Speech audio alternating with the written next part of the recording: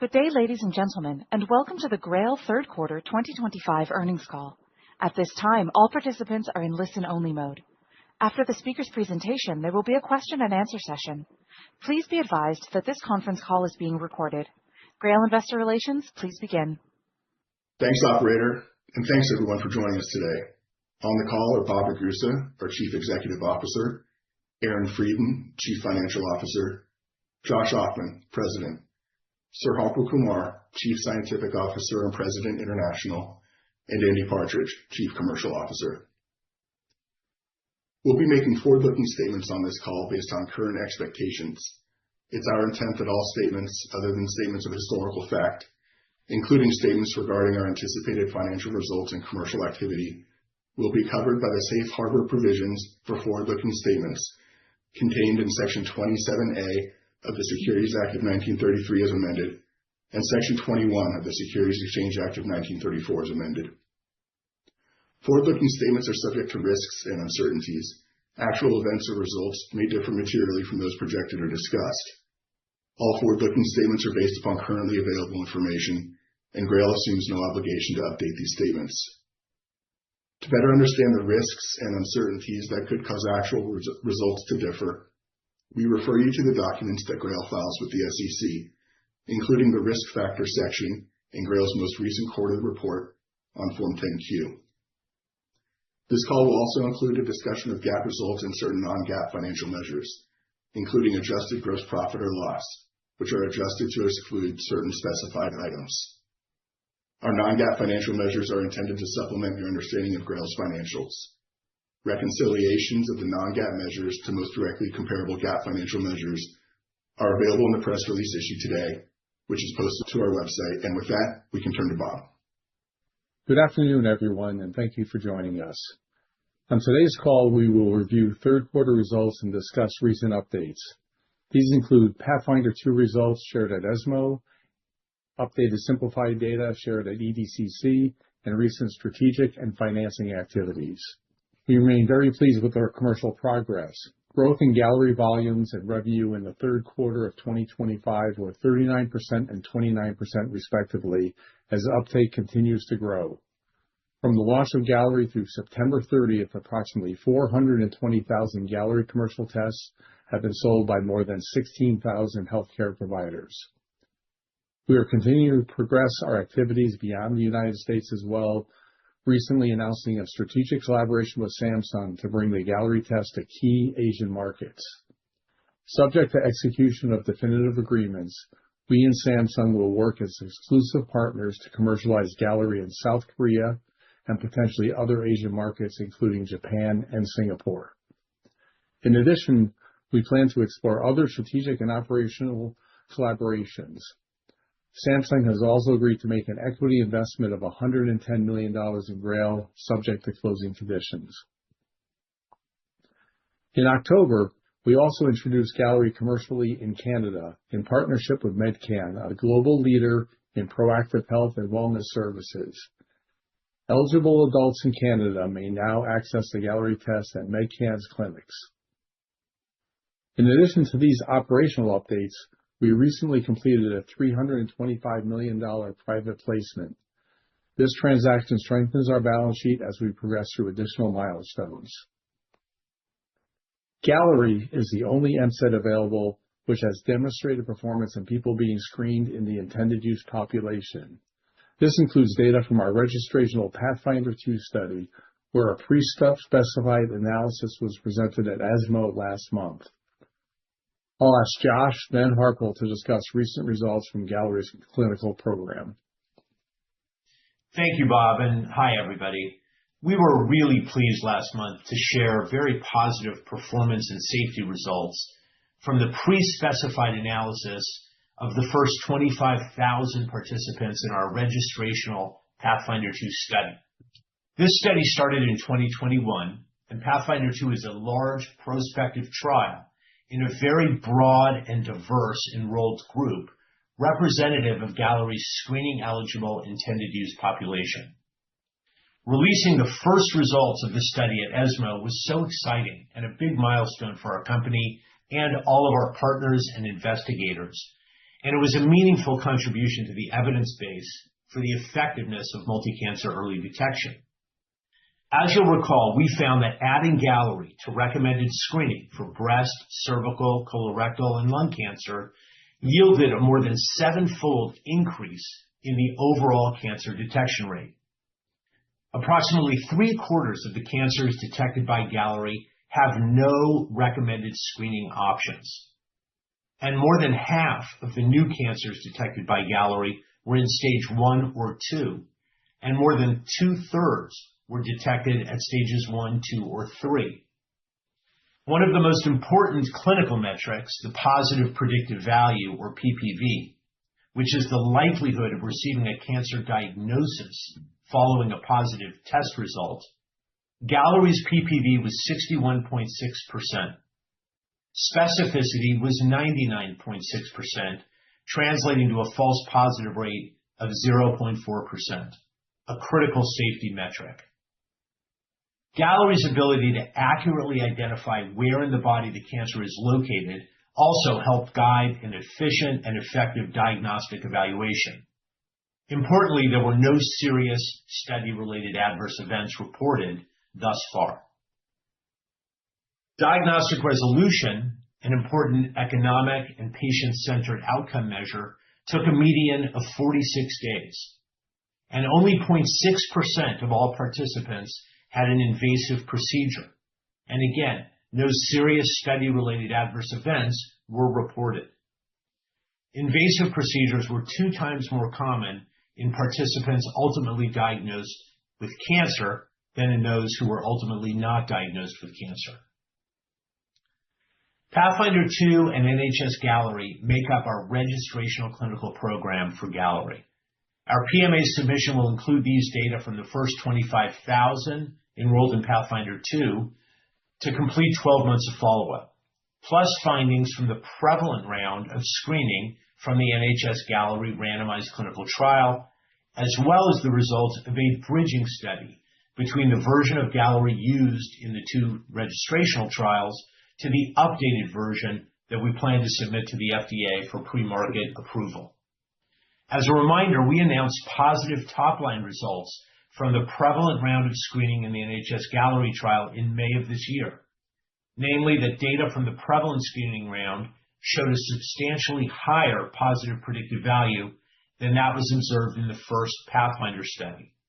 Now to review important new findings from our Simplify study, I'll hand it off to Harpal. Thanks, Josh, and good afternoon, everyone.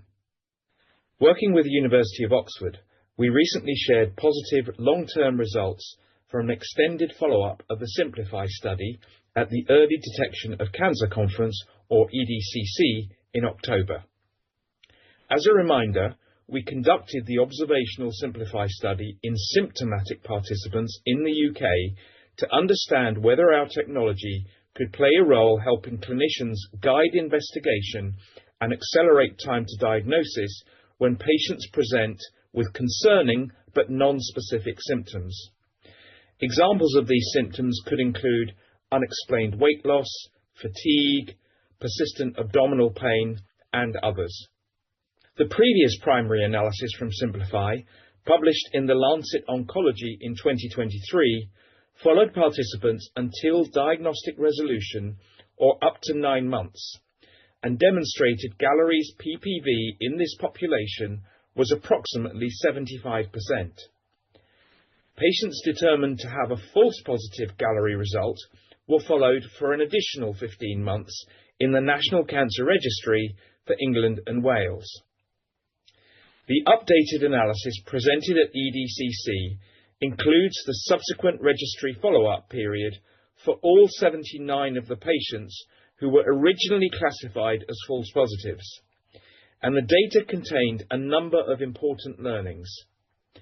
First, approximately 1/3 of the participants initially believed to be false positives were diagnosed with cancer during the full follow-up period.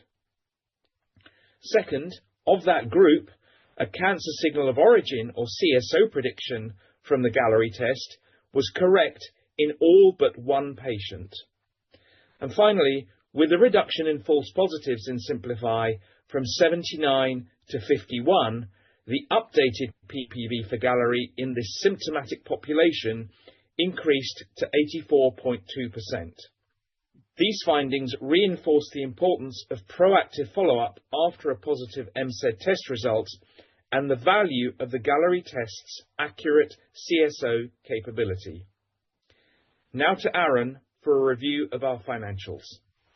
Thanks, Harpal, and good afternoon, everyone. I'm pleased to present our results for the third quarter. Revenue for the quarter was $36.2 million, up $7.5 million, or 26% as compared to the third quarter of 2024. Total revenue for the quarter is composed of $32.8 million of screening revenue and $3.4 million of development service revenue. Development services revenue includes services we provide to biopharmaceutical and clinical customers, including support of our clinical studies, pilot testing, research, and therapy development. We continue to see demand for our Galleri tests and sold more than 45,000 tests in the third quarter. We have historically observed seasonal fluctuations over the course of the year, in particular, relatively high volume in the second and fourth quarters and lower in the first and third. And we would expect these seasonal trends to continue. Screening revenue of $32.8 million in the third quarter was up 29% as compared with the third quarter of 2024. U.S. Galleri revenue was $32.6 million, up 28% compared to the third quarter last year. At the beginning of the year, we guided full year 2025 U.S. Galleri revenue growth between 20 to 30%. We were refining this growth guidance today to the middle of that range. Cost of screening revenue, exclusive of amortization of intangible assets, as a percent of screening revenue decreased mainly due to lower variable costs of Galleri testing performed on our automated platform, partially offset by a decrease in ASP and higher sample reprocessing costs. Net loss for the quarter was $89 million, an improvement of 29% as compared to the third quarter of 2024. Gross loss for the third quarter 2025 and 2024 were $13.7 million and $22.2 million, respectively. Non-GAAP adjusted gross profit for the third quarter of 2025 was $20 million, an increase of $8.2 million, or 69% as compared with the third quarter of 2024. In Q3, we achieved a non-GAAP adjusted gross margin of 55% compared to 41% in the third quarter of 2024.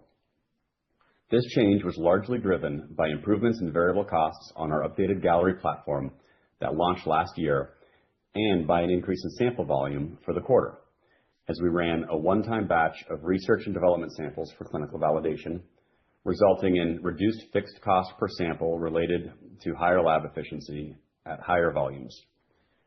We do not expect similar clinical validation sample volume in future quarters, but the higher number of samples processed demonstrates the benefits we expect to see in lab efficiency as the sample volume grows.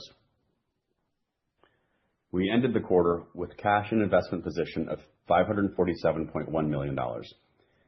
Including net proceeds from the $325 million private placement in October, we have approximately $850 million of cash and investments. This does not include the recently agreed upon investment in GRAIL by Samsung, which is subject to closing conditions. In August, we drew down our cash burn guidance for the full year 2025 to be no more than $310 million, from no more than $320 million. Today, we are updating our cash burn guidance further to no more than $290 million for the full year of 2025, net of $13 million in placement fees from our recently completed financing. Expected full year burn represents a significant decrease of approximately 50% compared to 2024, as we remain focused on cost management. We believe our cash runway extends into 2030, enabling us to achieve major planned clinical and regulatory milestones. I'll hand it back to Bob for concluding remarks. Thanks, Aaron. Our strategic priorities are seeking FDA approval of Galleri and pursuing broad reimbursement. We are advancing Galleri in the near and midterm towards key clinical and regulatory catalysts to achieve broad access while maintaining our disciplined cost management. As we move into 2026, our key milestones are the completion of our modular PMA submission to the FDA and full clinical utility results from our 140,000 participant NHS Galleri study, which we expect to read out mid-year. This longitudinal data set will be reviewed by the NHS to determine Gallery's potential deployment within the UK population. Lastly, we look forward to welcoming many of you on site tomorrow at our centralized labs in Research Triangle Park, North Carolina. A live webcast of our Analyst Day will begin at 11 a.m. Eastern Time and will also be available at the Investor Relations section of our website. Let's now go to Q&A. Operator, please go ahead. Thank you. At this time, if you would like to ask a question, please click on the Raise Hand button, which can be found in the black bar at the bottom of your screen. You may remove yourself from the queue at any time by lowering your hand. When it is your turn, you will hear your name called and receive a prompt to unmute. As a reminder, we are allowing analysts one question and one related follow-up today. We will wait one moment to allow the queue to form. Our first question will come from Subbu Nambi with Guggenheim. Please go ahead. Hey guys, thank you for taking my question. The FDA timeline is moved to Q1 instead of first half of 2026. What changed?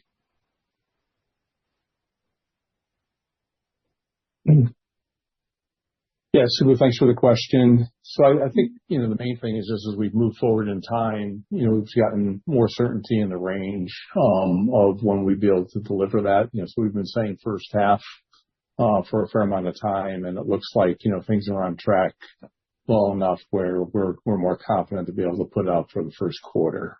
So it's really just kind of tightening the confidence intervals around the time frame. Perfect. And you're currently running a promotion on your website offering $150 off of Gallery for patients getting tested from October to year end. What incentivized you to offer this promotion? How has the demand elasticity in response to this promotion been?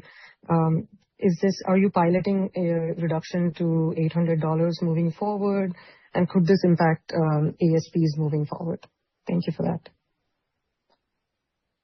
Yeah, maybe a couple comments, and I'll turn it over to Andy Partridge, our CCO. So we've done, a fair amount of work, looking at the price elasticity on the test. And, this is kind of a reflection of some of that work. We do know that there's, significant price elasticity, and going into the end of the year is a good time to exercise some of that. But maybe to answer some of the other pieces, Andy, do you want to take that? Yeah, thanks, Bob. So as you saw, we have reduced the price on the website. The growth that we've seen in Q3 year over year has been predominantly driven by the provider channel, where we've seen improvements in both breadth of prescribing, bringing new prescribers onto using Gallery, and also depth of prescribing. So discounting has been a component of increasing that depth and breadth of prescribing. Also, the integrations we've done with companies like Quest and Athena have also driven a lot of that breadth and depth. And then finally, repeat testing, which price is also a component of that, has also driven that depth of prescribing as well. So we're very pleased with what we've seen in the market. Your next question will come from Kyle Mixon with Canaccord. Hey guys, thanks for the questions. Congrats on the progress. So you've obviously bolstered the balance sheet nicely. You should have over an additional $400 million by early 26 with the Samsung investment. I was just curious how you plan to use the additional capital, and specifically how does the commercial strategy change, especially in light of recent or upcoming competition. And I appreciate to hear Andy's thoughts on that as well. Thanks. Yeah, so I think you hit some of it. Obviously it gives us a lot more flexibility on the balance sheet.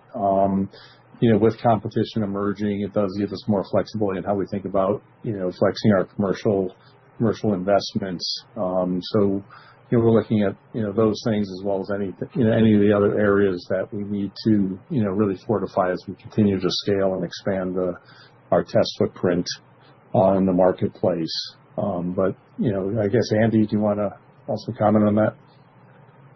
Yeah, I think Bob and I really covered it. I think the thing that I would emphasize is we feel like we've got a lot of momentum right now with customers for all of the reasons that I described, and definitely coming now off the back of the Pathfinder 2 data that we presented at ESMO, there's a palpable momentum that we have in our business. Got it. That's helpful, guys. Thanks. And, also Hims & Hers made an investment in the company recently. Consequently, there's been some speculation that means GRAIL is going to take a direct-to-consumer approach to Gallery at some point. So could you just comment on those plans or the potential to take that route over time in light of the increasing focus on longevity among consumers? Yeah, no, it's a good question. We just reiterated our timeline for our PMA. We're very committed to the PMA pathway. And so there's, kind of no change in that. In fact, we saw a slight, acceleration in the actual time frame. But beyond that, we do also recognize that, the digital health channel is an important channel out there, more broadly in this sector as well as many others. And so we want to make sure that we're able to utilize all the channels that are available to bring. We've talked from the very beginning about how do we get broad access for Gallery, and that would be one other element to enable broad access. But that also would not diminish our push towards a PMA and broad access through that. Your next question will come from Doug Schenkel with Wolfe Research. Hi, good afternoon, and thank you for taking my questions. So I want to actually talk about NHS England a little bit more, and then I have a COGS-specific question. So starting on NHS England, looking back to May 2024, when the statement was issued saying that early results were not compelling enough to justify a large-scale pilot, were they referring to any clinical utility data from year one or to test-level performance metrics such as PPV, sensitivity, and/or specificity? Can you share a little bit more on what prompted that decision? And then on the same topic, has anyone besides GRAIL and the NHS evaluation team seen the year one NHS Gallery data? I'm just curious, if anyone else has seen it, and then if not, at what venue do you anticipate releasing that data more broadly, keeping in mind that you've said the FDA module submission is expected to be, I think, completed in Q1. So it would seem like that data would need to be released soon. Yeah, Harpal, do you want to take that one on? Sure. Thank you, Doug. So on NHS England's decision last year, important to reiterate that what they would have wanted to see in order to initiate a pilot at that stage was very exceptional data. And they looked at a few specific metrics, of which PPV was definitely one. To remind everyone, it isn't possible to look at the sort of broad utility measure of stage 3 and 4 reduction with only 1 year of data. That has to come with 3 years of data.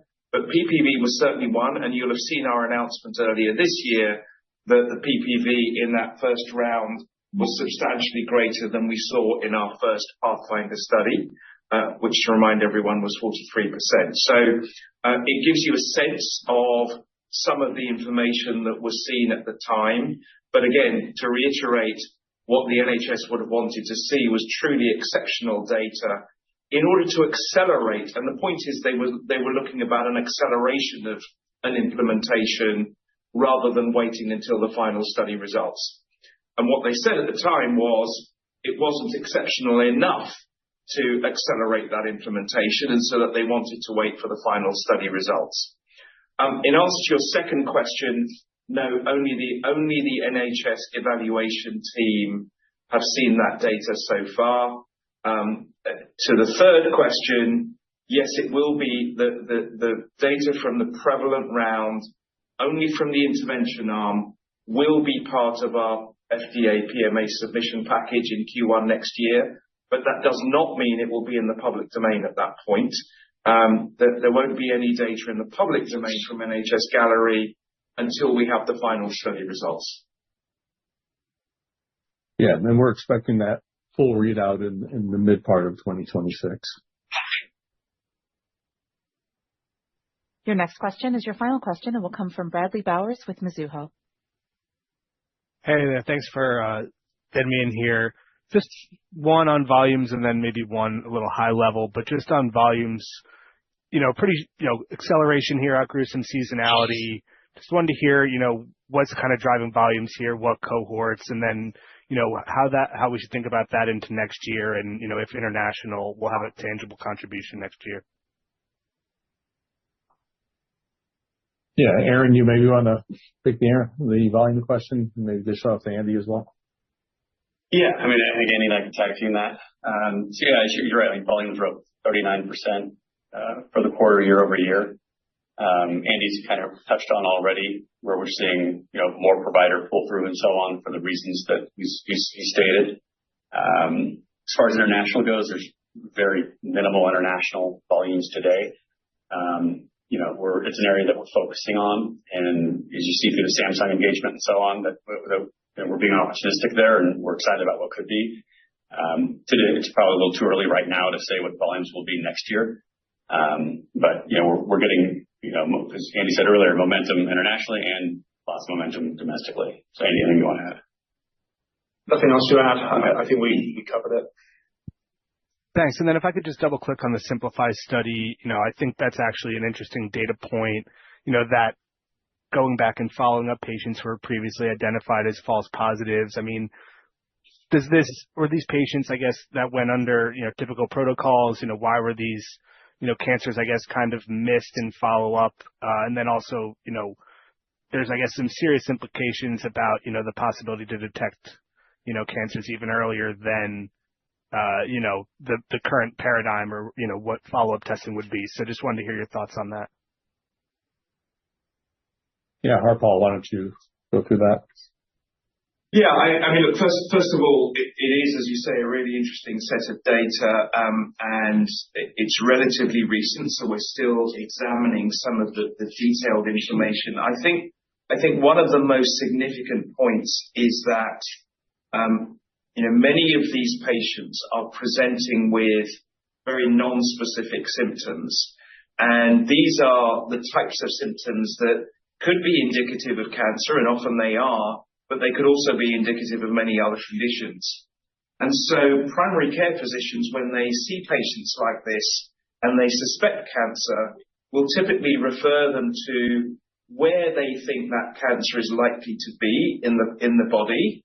But given these non-specific symptoms, many of them could be several different sites.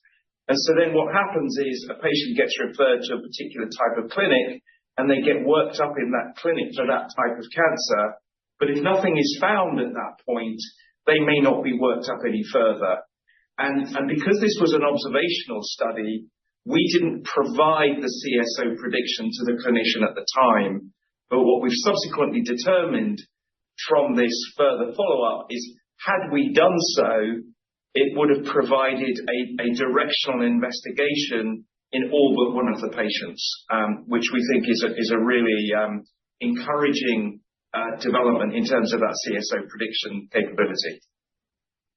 Yeah, and I would just add to Harpal's point the value of the CSO, because what we've also seen in centers that have adopted Galleri in the US is physician confidence growing in the value of that CSO. We've seen real-world publications from both Mayo and Dana-Farber where their PPVs have been in excess of 70%. So that physician confidence in the value of the CSO really means they really work that diagnostic workup to a final resolution. And what we've seen therefore, there is more cancers being diagnosed due to that guided diagnostic follow-up from the CSO. We have time for one more question, so we'll return to Doug Schenkel with Wolfe Research. You may unmute. Okay, thank you guys for taking me back in the queue. So I think it's an Aaron question. Cost of screening revenue, I think in dollar terms, it was down $3 million relative to Q2. Yeah, that's kind of a mid-teens decline sequentially on a per test basis. I think it was down 28% on a per test basis year over year. So I just want to make sure at least I'm in the right ballpark in doing the math. And if so, that's pretty impressive and remarkable. Can you just share how you're getting there and the durability and the trajectory from here? Thank you. Yeah. Sorry, jump off. Yeah, that was to say, Aaron talked a little bit about that in the prepared remarks, but yeah, Aaron, why don't you go into a little more detail on that? Yeah, I mean, Doug, I think it's really an example of what we've been saying for a year now about the platform that we've built for high throughput, the capacity that we have to, run 1 million samples a year, and just what, higher volumes will show from a fixed cost leverage perspective. Comparing year over year, you've also got the variable cost impact that we've been talking about. We've kind of talked about that as a 4 to 5 times more samples per flow cell compared to the older version. So it's really a demonstration of what more volume will do to our fixed cost leverage and why we're really focused on driving, more volume, getting more access out there, because we've got the infrastructure to handle it, and the margins are there for the take. And there are no further questions at this time. I will now turn the call back to GRAIL for closing remarks. So thank you, everyone, for joining today's call. Ladies and gentlemen, this concludes the call, and you may now disconnect.